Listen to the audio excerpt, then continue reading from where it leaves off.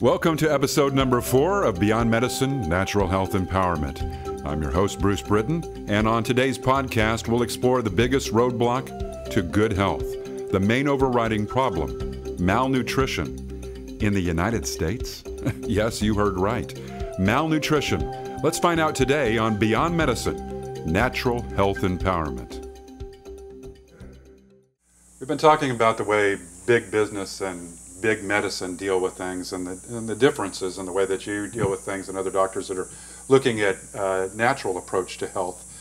Let's talk a little bit about the successes you have had and some of the diseases that you're dealing with on a day-to-day basis.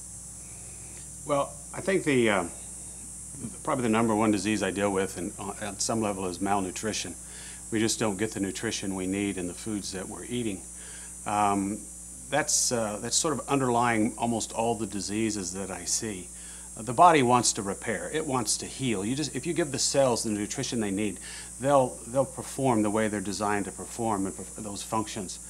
And so I like to make people aware that that's the first thing they can do for whatever problem they come to me with, whether it's depression, diabetes certainly is very curable, especially adult type diabetes, and heart disease. We do a lot of reversing of the atherosclerosis here, and it's not that hard to do.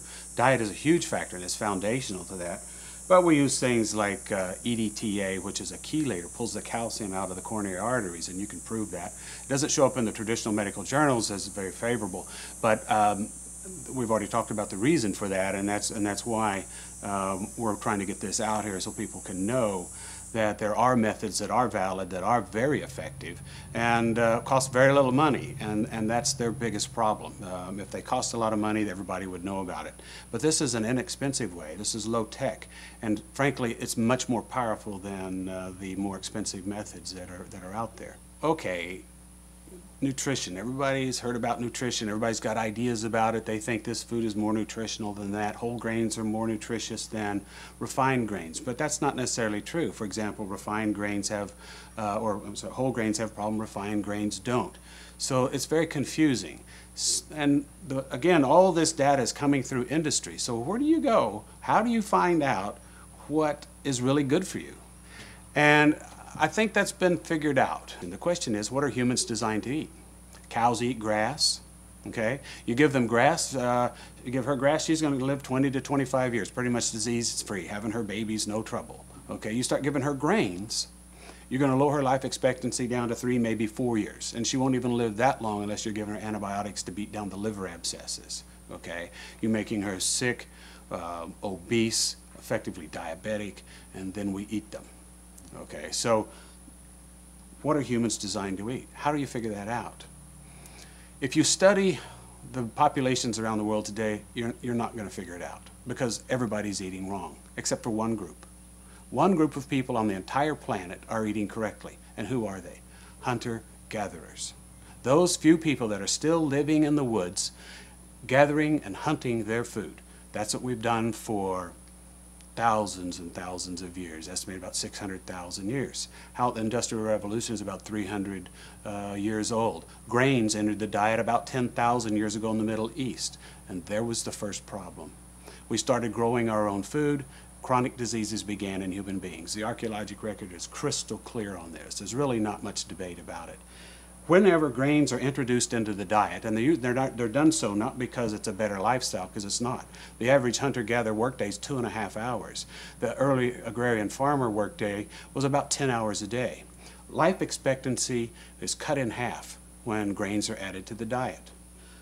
Chronic diseases begin, such as osteoporosis, virtually absent from the archaeologic record.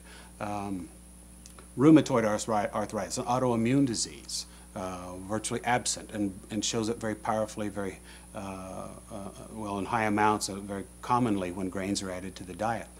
Then you've got the fact that infant mortality goes way up when grains are added to the diet compared to our hunter-gatherers. Civilization, as we call it, reduced our life expectancy only into more recent years. We've come up with some methods to help counteract that.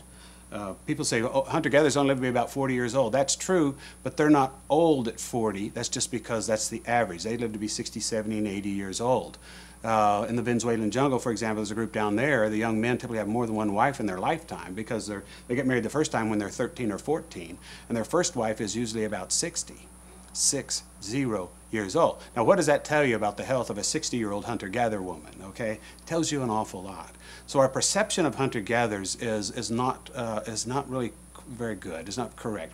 Hollywood has made them sort of these huddling, shriveling, shivering masses, you know, of people that are just barely eking out a living. But when you realize their average workday is 2.5 hours, they're sort of born retired. They don't get allergies, asthma, irritable bowel, ulcerative colitis, diabetes virtually unknown. They don't get heart disease. Their average cholesterol is 120. The entire range is between 110 and 140. Okay, they have you know, less than 100th the amount of breast cancer compared to modern American women. So when you study these hunter-gatherers, and there's not such a thing as a hunter-gatherer diet, because you may be at the equator, you may be towards the poles, that's obviously going to vary, but the principles that they all live by are virtually the same, and that simply is this. Obviously they're eating wild foods. Now that's a whole nother topic, and I really want to, it's fascinating about the difference in wild versus even organic. There's a huge difference in the nutritional value of those two. But they don't eat grains, they don't eat beans, they don't eat potatoes, and they don't eat dairy after 2 years old. You can't milk a wild animal. Domestication hadn't happened yet for them. And so, what do they eat? They eat vegetables, fruits, nuts, and a lot of wild animal. On average, if you look at around the world, the hunter-gatherers eat about 70% animal. 70% of their calories come from animal, 30% from fruits, nuts, and vegetables. Now, that's a lot more now than what the average American or people in civilized world, if you will, do eat. It gets as low as 45% was the least amount of animal ever found in a hunter-gatherer diet. There certainly were no vegetarians. That's an aberration. The shortest life expectancy on Earth is southern India, where they're all vegetarians. Northern India, they eat meat and they live considerably longer. The problem with our meat today is that it's been altered. It's not free-range cattle. It's not free-range chickens or their eggs. It's grain-fed. And grains aren't food for anything on the planet. Isn't that interesting? People think it's just this wonderful, but grains are starvation food. It's secondary food. Grains don't want to be eaten. Okay, I know that sounds funny, but if grains were good food, then all the animals would eat it readily and it would go extinct because they're eating the seed itself. Okay, the same with beans and the same with potatoes. That's why those plants put toxins in the seeds and the beans and the potatoes there so the animals don't eat it. Now we've learned to heat them up so that you get rid of most of those toxins, but they're still not designed to be food for the animals. Yeah, now, we do all sorts of things to make them edible. Yeah, if you had a bowl here of raw beans chopped up, raw potatoes and raw grains all chopped up, that wouldn't look like food. It wouldn't smell like food. It wouldn't taste like food. And if you ate enough of it, it'd kill you. That's not food, okay? Now, vegetables want to be eaten. Fruits and berries want to be eaten. Why? Because the animals eat them, and then 10 miles down the road deposits those seeds in a pile of fertilizer. That's the propagation strategy of those foods. And they've learned over the years to supply the animals with what the animals need to survive, because they count on them. Even in a drought, they actually produce things. The plants, under that stress condition of the drought, produce molecules that actually help the animals deal with the drought. You have a statement where you say a disease doesn't just happen.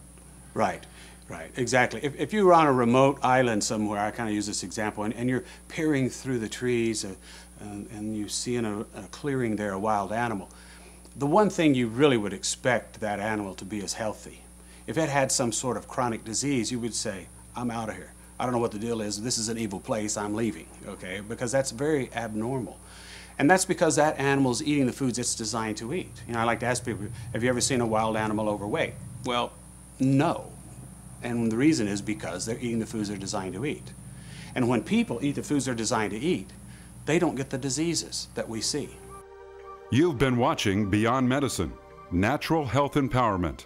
If you would like more information, contact the Sebring Clinic at 512-847-5618 or visit us on the web at sebringclinic.com.